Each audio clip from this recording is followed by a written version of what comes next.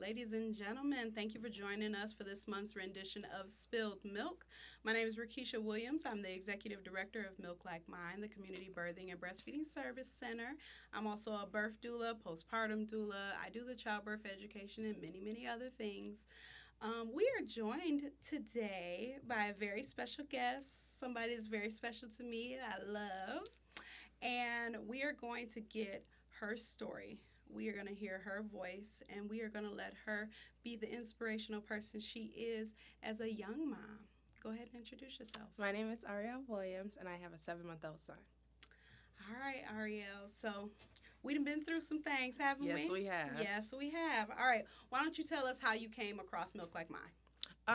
You and my mom were really good friends, Mhm. and I think she saw you out at the store or something. Y'all was somewhere, Oh, yeah. and I think you was like, "I want your daughter" or something like that. Mhm. And she came home, talked to me about it, told me what a doula was, basically explained to me what you was gonna do, Uh-huh. and that's how we came about. And I came, and we've been tight ever since. Yeah, you know it. We did some childbirth education. Yeah. That was phenomenal. Yes, it was. When we started our journey together, what were your expectations for childbirth? My expectations for childbirth, I would say, just to go as smooth as possible. I didn't Mhm. want any complications. Absolutely. And I want it to be as peaceful and, like, not quick, but as quick as possible to get it done and over with. Absolutely. And was that what happened? No. Not even close. So some of the things that we do in childbirth education, we talk about what the family's plan is, be that the birthing person and the father of the child, or whoever the support person is going to be. I always try to encourage them to bring the people that are going to be the most involved. We do vaginal birth plan, but I also do childbirth education for C-sections. It's alternative birth. We're getting the baby out one way or the other, but I never want any of our clients, especially when it's a first time mom, to go into the situation and be surprised by some sort of an outcome. So we do the best that we can to try to educate in that manner. Why was it important that we got that part done? Because I end up having to have an emergency C-section. Exactly. So why don't you walk us through what happened in your birth story? Okay, so I was, I think I was around like 37 weeks, and I was diagnosed with preeclampsia. And they sent me over to the hospital. Was there for like 4 days. Yeah, And we were there a good yes. little while. When I first got there, they started Pitocin, which was, they was like, what did we start, like 2, I believe? Yeah, low and slow. Yep, low and slow. Started off slow. We was straight. Days kept going. Baby was making no type of progress on wanting to come out. Mm-hmm. I think it was like, I want to say like day 3 Mm-hmm. when my water finally broke. Yes, and we were so excited. Yes. We were so excited. And before day 3, I had been up walking, doing different type of stuff to try to get him to move down. What's one of the things that you did to get him to move down that we had a jam with? The baby mama dance. Exactly. And so we're going to insert the baby mama dance for period. y'all to see. That was real fun. Me and my boyfriend did that, which it was real fun. It took my mind off a lot of things at the time. Mm-hmm. And I also liked walking around the hospital and stopping at the wall and swaying my hips. It really helped. That's helped too. Water finally broke, and we thought water finally broke, and my mucus plug started coming out that same day. So we thought we was great. We thought we was Yes. on the roll. I was Yes. like, all right, Okay. this is when we start moving. Yes, we thought we was doing something. So, hours, 24 hours went by. Baby still hadn't came. Do you remember what you got stuck at? No. 4.5 centimeters. Listen. So I never even made it to active labor. Mm-hmm. The doctors came in, tried to, like, we're going to have to get this baby out one way or another. Mm-hmm. I didn't want to have a C-section at all. Mm-hmm. So I was trying to do everything I could to try to get him out. Mm-hmm. Like, trying to move him down. Mm-hmm. He just wasn't going. He was being real stubborn. So I ended up having to get taken to an emergency C-section. So we had a very interesting occurrence. She really wanted to be able to have me be in there with her. But she also didn't want to rob her boyfriend of the opportunity to see his son be born. And that's a very important piece to talk about because we are very concerned about the mom, we're very concerned about the baby, but oftentimes we are missing that fatherly component. Um, as a doula, in any given scenario where the mom has to pick one, I almost never say, "Ooh, it should be me." It's almost always the person that is closest to her, whoever she feels most comfortable with, and most often that is the father. What were your fears about a C-section? I think just the recovery process. One of my aunties had a C-section, and watching her recover, it was not good. Hard. Yes, it was hard. You can't take care of your baby how you want to. You can't take care of yourself how you need and want to. Absolutely. It's just you need help with every little thing. Can't even walk up the stairs normal. So I think my biggest concern about a C-section, that and I was scared that I was going to feel them cutting me. So feeling them cutting me and the recovery. And I remember her saying, "I just don't want to end up alone."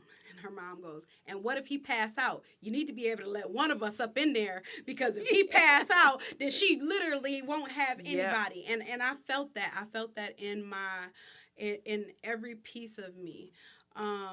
A lot of people don't realize that a lot of ORs are not very doula friendly. Usually it's a provider preference or an anesthesiologist preference, and you have to have permission. We were not granted permission at our local hospital at this time to join her for her C-section. Did you end up being alone? Yes. Yeah. Tell us what happened. So they took me back there, and they were, I don't know what it's called, but they like a cold test on my body to see if I could feel everything, and I was still feeling everything. They also told me I didn't feel it. So when they was poking me, like, I was getting upset because I'm trying to tell y'all that I do feel it. After checking me, I want to say like 3 or 4 times, they ended up saying they was going to have to put me to sleep. Yeah. So for those of you that don't know what happens in that decision making, once they decide that she has to go under general anesthesia, now her support person also cannot be in the room because they're like, who are you supporting if she's asleep, right? So now every single fear that she's had this whole time is now coming true, right? On the opposite side of things, as they were prepping her for her C-section, her mom and I were trying to advocate for at least one of us to be able to join them as well. Arielle, tell us how old you are. 18. 18. How old were you when you had your baby? 17. 17. So one of the things was, like, we have some young people here who have never gone through this before. Let those of us that do have the experience, that know how to comfort in that kind of situation, be an aid. We talked to a few people, and it didn't work out. We got an ultimate no. I would like to say, though, that in that no and in her whole experience that she went through, it wasn't all negative. Now, this could have been better for her, absolutely. But she and I were just talking, and I was like, I want to tell you something, and I don't know if you knew this before, but our situation with you helped influence a policy change at our most local hospital. And now doulas are allowed in the OR. And what did you tell me? That's amazing, and should nobody ever have to go through that. Absolutely. So it's one, like, after they let, it should have been a policy already for Absolutely. Not even just for young mothers, though. Everybody, absolutely. And she said to me, I hate that it had to happen to me, but I'm so glad that it won't happen to somebody else. I thought that was so very beautiful and profound of you to see it that way. We have no way of making up for things that have happened. Right. Once they're happening, they're already done. But as things would have it, we got to kind of really rally around you when you came out. There was something special that happened during your C-section that isn't atypical for C-sections. What happened? Did you have support in there? No. Oh, yes, I did. My midwife held my hand until I fell asleep. Yep. The whole time. So what she didn't know at the time was she was holding her hand until she fell asleep, and she did not stop holding her hand after she was asleep. I did not know that. I know. I didn't tell you on purpose. Wow. Listen, She's phenomenal. Yes, she's one of our local heroes. And I'm trying not to get teary-eyed and thinking about it because we had a lot of big feelings and a lot of things that went on with this. This was one of those situations that should have gone very smoothly. But once preeclampsia gets mixed in, the safest thing to do is to deliver the baby, which is why she was induced at 37 weeks. Mm-hmm. While this wasn't ideal, and of course she didn't want anything to go on, she wanted things to go smoothly, and we went through this rough and bumpy ride. Ultimately, were you and baby healthy? Yes. Absolutely. So that's a goal. We play a game here with them at Milk Like Mine where we lay out all these cards of possibilities. Oh, my goodness. She hated the cards of possibilities. Listen. And I try to warn them, like, all right, we're going to fall out during this game because I start out as the doula and encouraging you to ask the questions, and there's 3 rounds to the game. In the second round, they have to voluntarily give me 3 things out of their birth plan that we will change. So essentially, we flip the card over. In the third round, I become the provider that does not know her, that does not believe in birth plans, and has their own ideas about how quickly we need to get this baby out and how we're going to do it. And that was the part that she definitely didn't like. But after playing that game and knowing what happened with you, were you better prepared? Yes. Mm-hmm. The idea is to not ever have you be shocked by a possibility of something that goes on. So we talk about preeclampsia. We talk about the other possibilities of complications that can happen. You were brave. You were very brave. Thank you. I consistently try to praise my young moms because you guys get a lot of flack. And one of the things that I love to say is just because you're meeting your baby earlier than the rest of us did doesn't count you out as a good mom. Yeah. And you are living proof of that. Thank you. You're welcome. Thank you. I appreciate that. What are some of your favorite things that you do as a mom? Reading. Trying new foods. Watching TV is definitely one of our love languages. Oh, yes. And just, like, watching him grow for, like, seeing him from a newborn baby, now he pulling himself up on things and trying to crawl. He going backwards only right now. Okay. But he trying to get forward, rolling over, playing with his toys more, knowing, like, learning his hand, and he's learning how to wave. He says, Dada. Oh. Yes, listen, you know all I was work. mad. You know all that work. And when I tell him to say mama, he'll literally look at me and bust out laughing. Like, girl, no. Not right now. So that's just, I love it all. Good.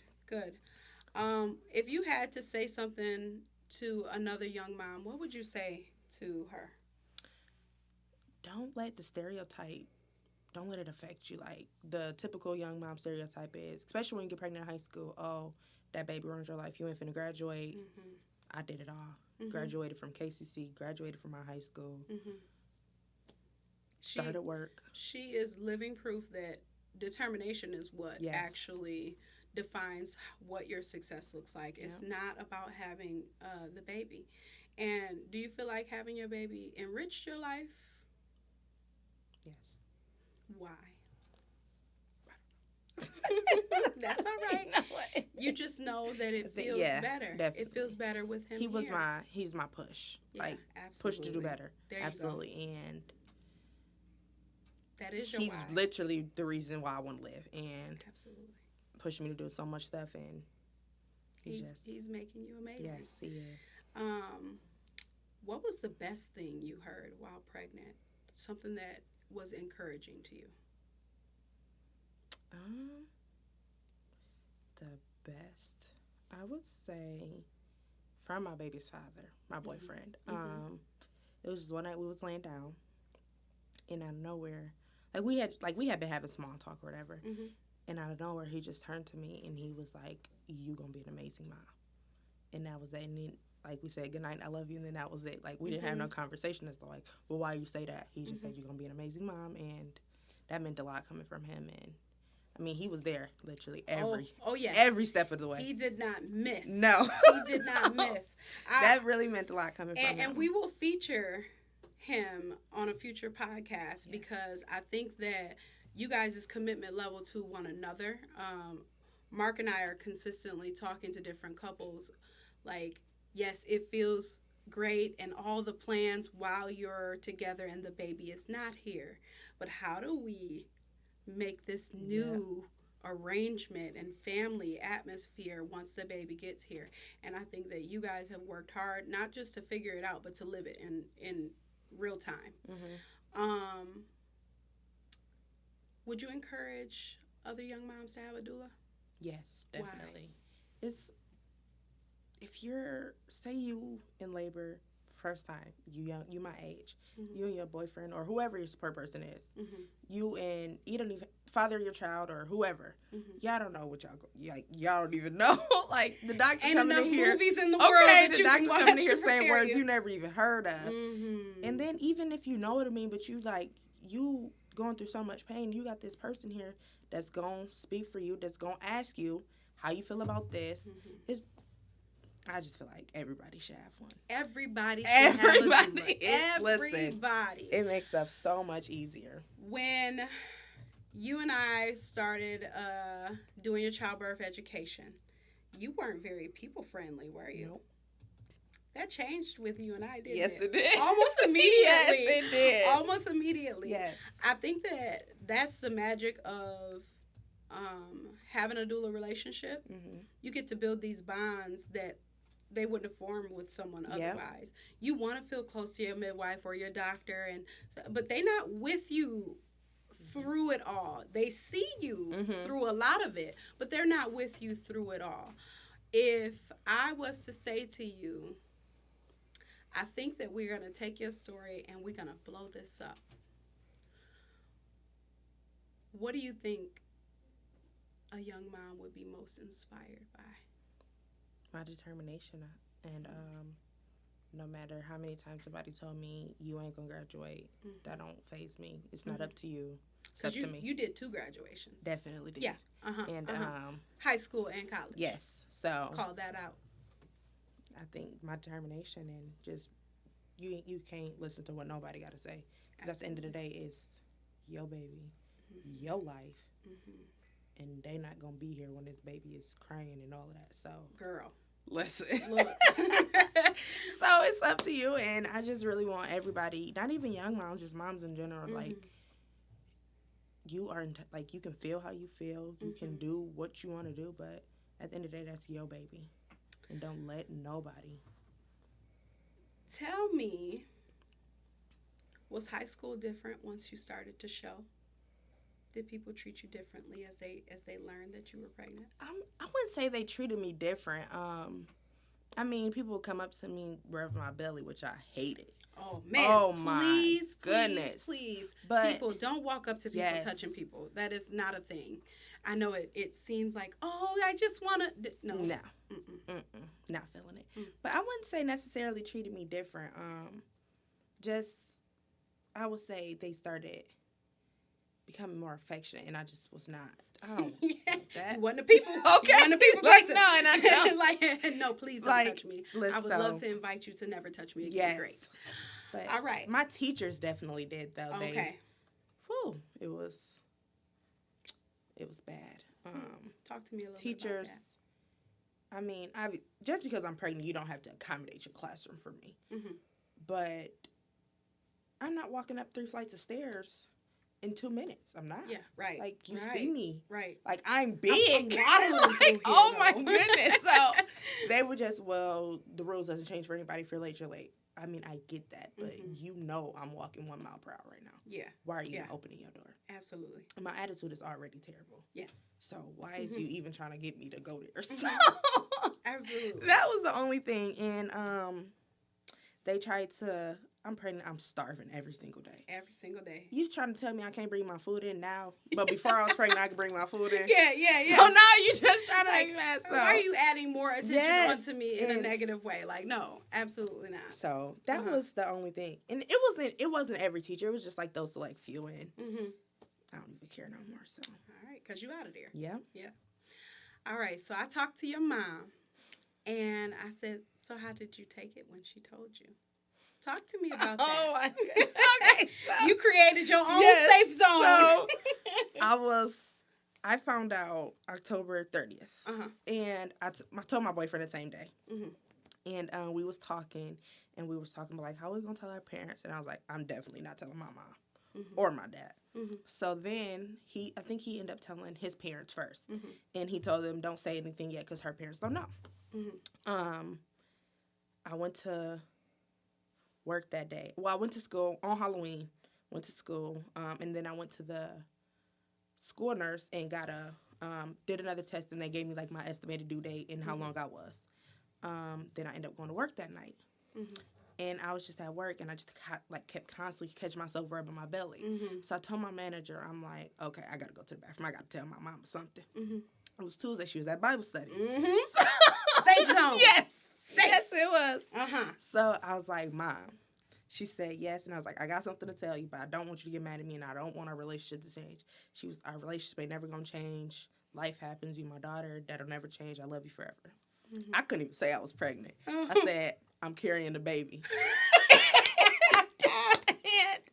I left it at that.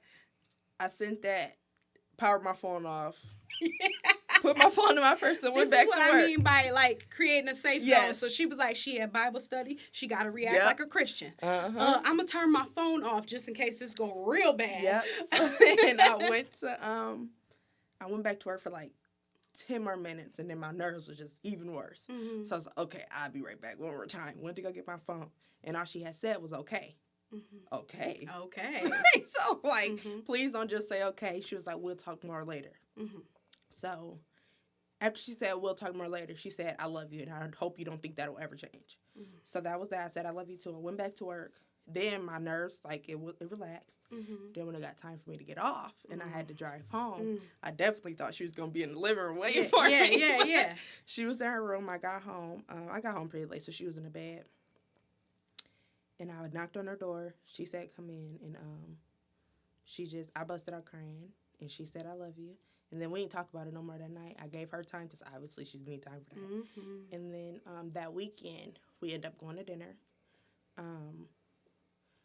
Talked about it a lot. And then she was there with me when I told my dad I was pregnant. Mm-hmm. So what did that mean for you to have her with you while you told your dad? A lot. You're the daddy girl. Yes, I am. Mm-hmm. So what was his reaction? definitely not what I expected. I thought he was, no, you not, da-da-da, how's you, Uh-huh. I thought he was going to be yelling, but he was just like, first he said, I'm waiting on you to say you playing. I'm like, I'm literally in tears. Like, I'm not playing. Because your dad is a whole clown. Yes. he will take any serious scenario and turn it upside down. About, like, there's tears constantly coming down. And you think I'm joking right now? And I was like, Dad, I'm serious. Mm-hmm. He was like, this ain't going to do nothing but make stuff a little bit harder. But me and your mom got you forever. Mm-hmm. And he said, I love you. I gave him a hug.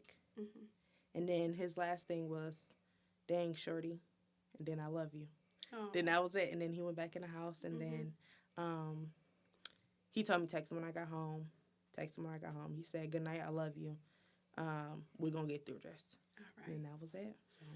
So those two positive responses from your parents, did it reassure you? Yes. Yeah. Did you feel okay? Yes. Mm-hmm. Way better. Oftentimes, yes, when it goes negative, you don't feel okay afterwards. It's like, okay, great. I told you. Now I'm mad again. So yep, it was definitely the best. And I remember one of the things that I thought was so special when you got ready to prep for your C-section. You said, I need you to call my daddy. Mm-hmm. And I was like, girl, yes. Somebody get that man. Okay. Get him here. Get him. Yes.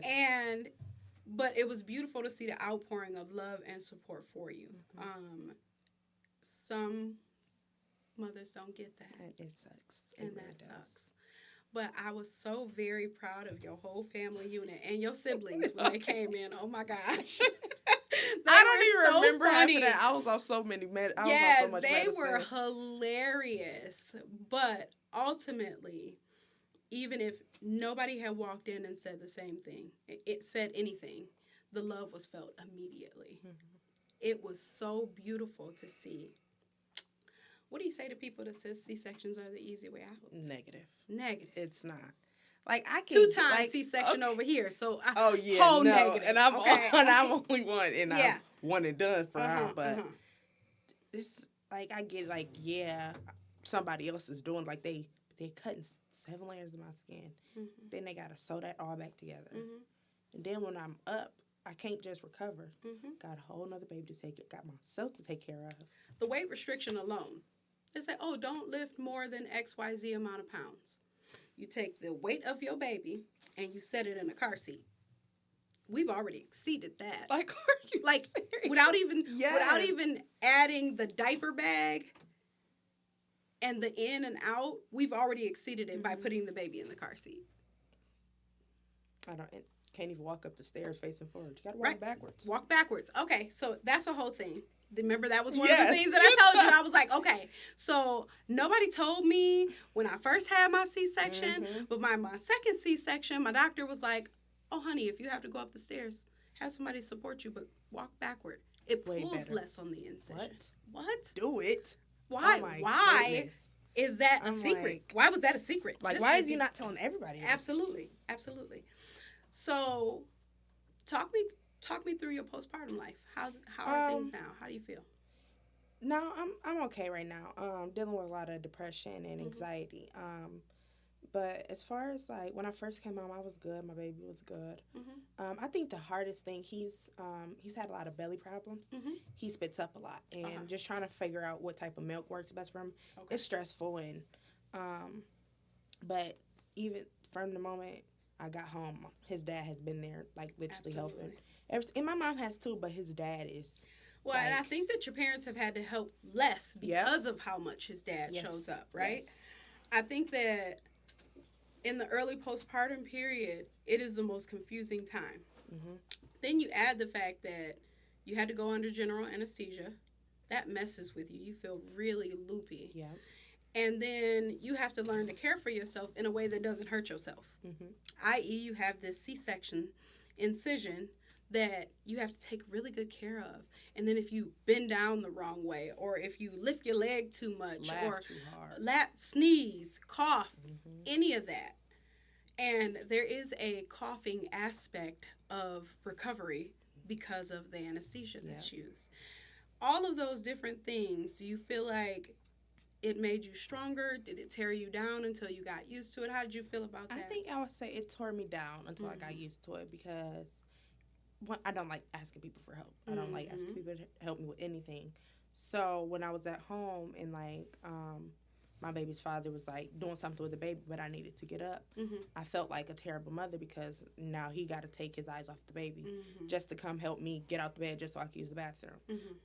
So that would it would make me cry a lot. And even the fact that like my mom will have to come help me get out the bed. Like, just like if he got the baby and the baby won't stop crying, I'm not going to ask you to put the baby down just to get me out the bed so I can go pee. But it was more so of a, I can't do this. I just don't, I'm ready for this recovery to be over. And once it was over, it was fine. I was, able to shower how I wanted to, able to use the soaps I wanted to, able to go up and down the stairs how I wanted to, able to cook on my own. How long do you think it took before you arrived in a space of independence? Almost a month. Okay. I would say about a month. Yeah. And that's fair. Yes. That's absolutely fair, especially for the first C-section. You're experiencing everything for the first time. Just like in pregnancy. You're experiencing everything for the first time. Your body's adjusting. Your mind is adjusting. Your heart, your hormones are adjusting. Oh, my goodness, the hormones. Oh, my gosh. The hormones. Oh, my gosh. The hormones. Like, we warn you, we try to prepare you. Oh, you'll have highs and lows, and here's what you do if you're hanging out at a low. But until you're actually feeling it, you don't know what people are talking about. And then all of a sudden, you're like, okay, so now I'm balancing. You juggling, right? Breastfeeding.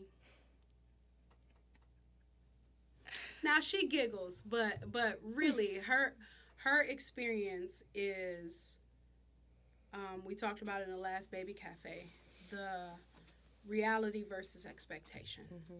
And there has to be a balance between your reality and your expectation, and a respect of your own individual circumstances. Talk to me about the breastfeeding aspect.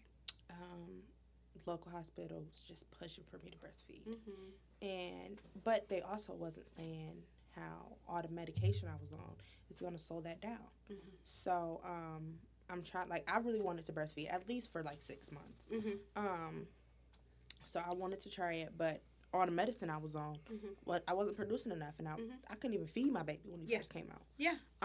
So I remember you saying very specifically, like, oh, I really want to hold him and I really want to try to feed him, but can you get him?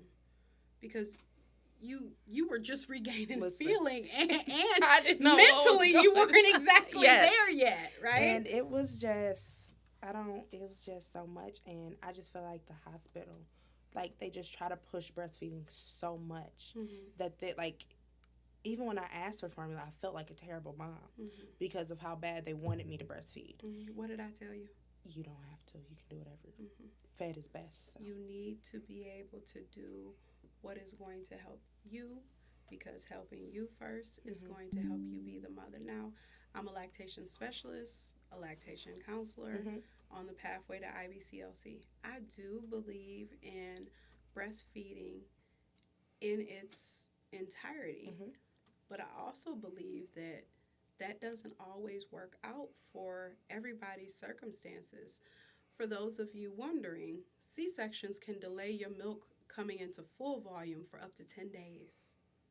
In the meantime, you have people weighing your baby and saying, oh, well, we're dropping in weight a little bit. You want to try to feed him again? But we're not talking about the biological happenings of the body. We have this, we're hardwired to want to breastfeed. Baby comes out, suckling, ready to nurse. All of the signs can be there. You can have all of the tools, but if you don't have, I won't even say if you don't have the instructions, because you had instructions, but having all the tools doesn't mean you know which tool needs to be used at which time. And with the way that your recovery was going starting out, most moms are getting skin to skin as soon as they have their baby. They even try to do that a little bit with you in the OR if you're awake. Took you a long time to wake up too, didn't it? All of these things kind of interrupt that natural flow of how you are going to feed your child. You know, I remember your boyfriend, he was ready to do skin to skin. He was on it, boy. And that was beautiful. But when you don't get your immediate skin to skin, it does a little something to you. And at the point where you're asking for help, it's not that I didn't want you to breastfeed, because I absolutely did. And we went rounds with it. But I saw something else happening with you. And because I know you, in your head, you were like, I need to get this right. I need to get it perfect. And I don't know why it's not working. I don't know why I'm not getting it right. And things can start to feel like fail or pass versus working at something to be good at it. You automatically are putting yourself in a pass-fail kind of a state of mind. When we are dealing with that, and then you tag on postpartum depression, hard C-section recovery, and being brand new at this, it's kind of a recipe for all the struggle in breastfeeding. So while I know that breastfeeding does definitely have all these beautiful benefits for both you and baby, in those kinds of circumstances, I wanted to support you getting back to a healthy you. Right? How did that make you feel? Because I remember I called and I was like, it's okay. It's okay. Do you need me to help you call WIC? I can make some phone calls. Let's see what we can do to get you in a better space. How did you feel just having somebody give you permission to do what you needed to do for you? It felt good, definitely. Because I didn't want to, I really did want to breastfeed. I had talked about that my whole pregnancy. She did. Watching people on TikTok, you know, and they pumped and they poured it. It's satisfying. It like, you know, and I wanted to be able to do that. So I already wanted to breastfeed, and then the hospital just, like, they know what I went through. They know that if you have a C-section, your milk ain't gonna come straight in. But Mm-hmm. they not saying that you need to try to feed, you need to do this. Do you want to try again? Do you want to try the other boob? Do you want to try this? And to clarify, those are all good things to say. Yes. Because we know that the nipple stimulation is what encourages the hormones to create the milk and allow it to let down. But I was in so much pain. My baby is starving. I'm not trying to try no other boob right now. We done tried both 10 minutes ago. Yep. Just give my baby some formula. Absolutely. So when you call me and tell me, like, it's okay, you don't have to. As long as your baby is eating, he's good. So that really made me.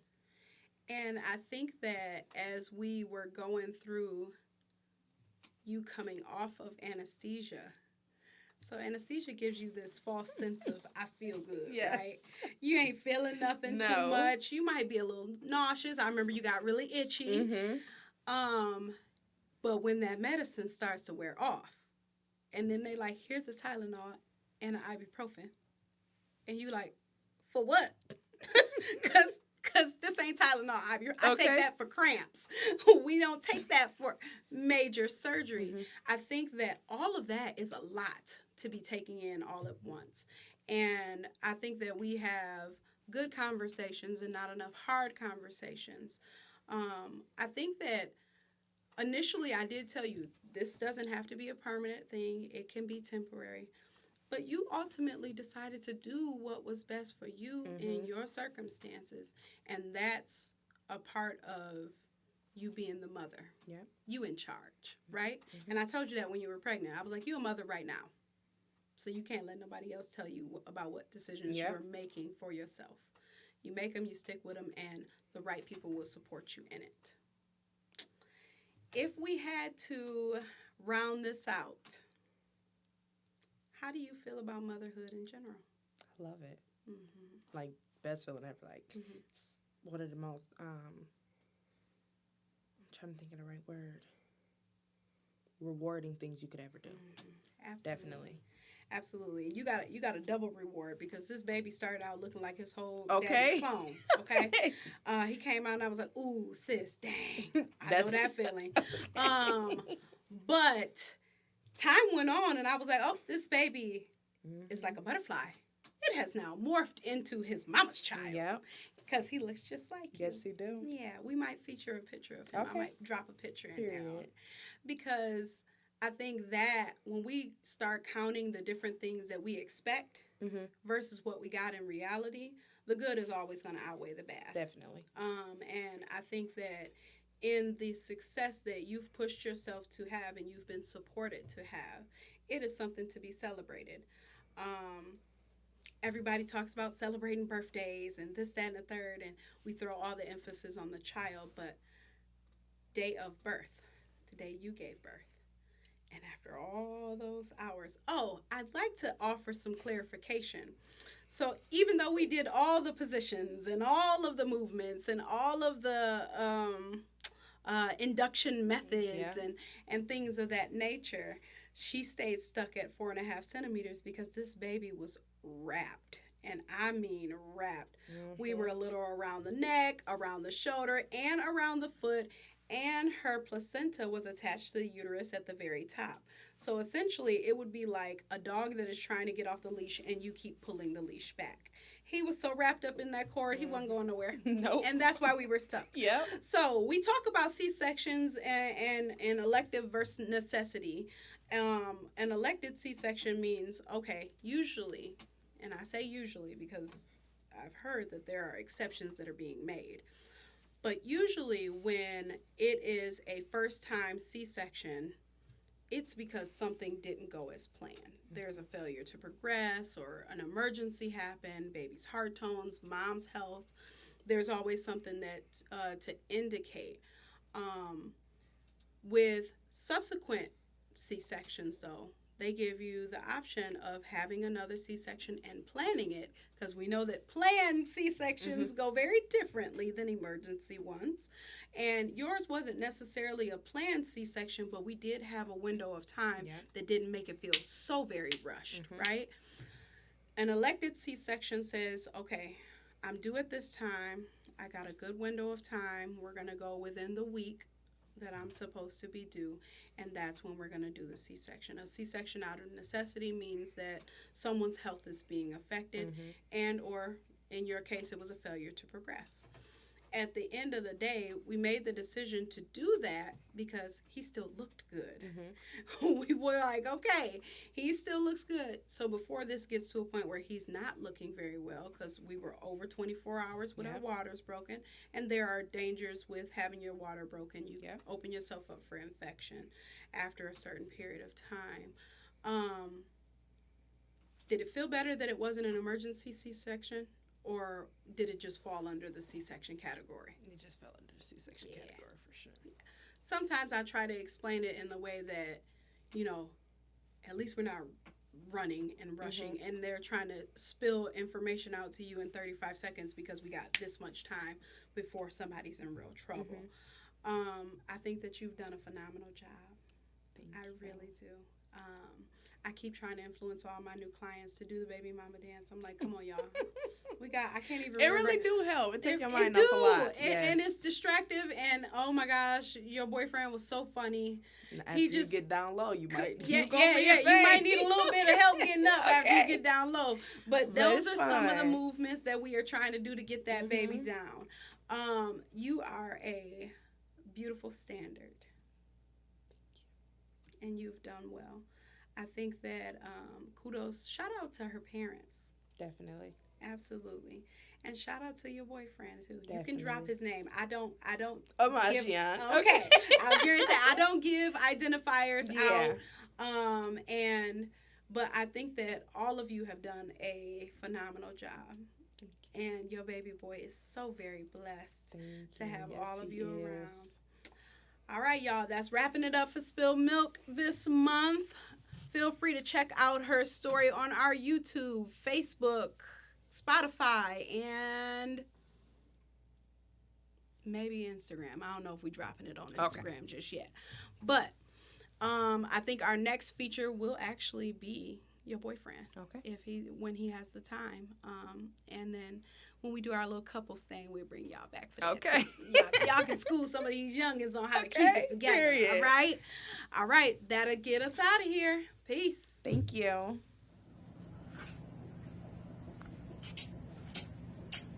When the song come on, let me see you get gone. Baby mama, this stress on. Been pregnant for way too long. Let's tell the DJ turn it on. Turn it on. If she a baby mama, she gon' get that baby mama. Work. She gon' put it on you. She gon' get that baby mama.